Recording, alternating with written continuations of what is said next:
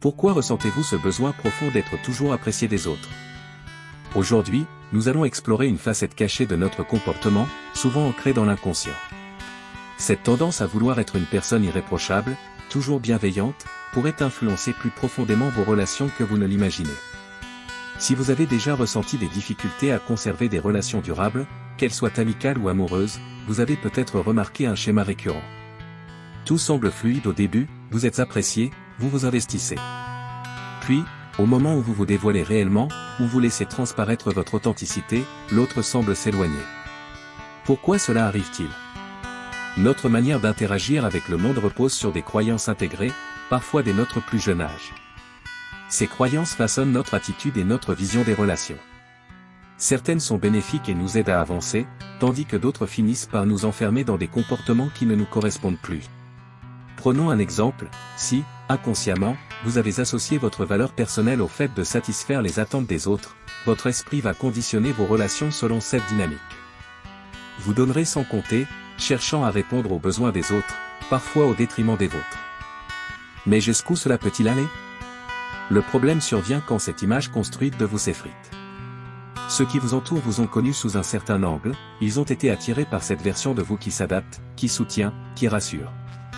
Mais dès lors que vous osez exprimer vos véritables besoins, poser des limites, certains peuvent se sentir déroutés et s'éloigner.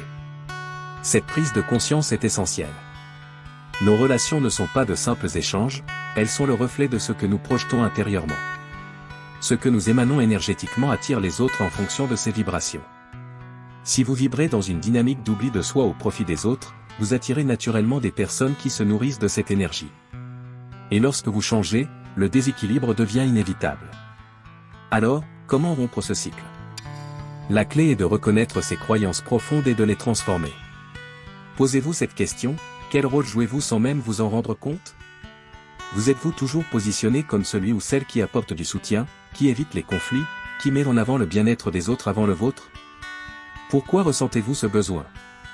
Je vous invite à prendre un moment pour réfléchir.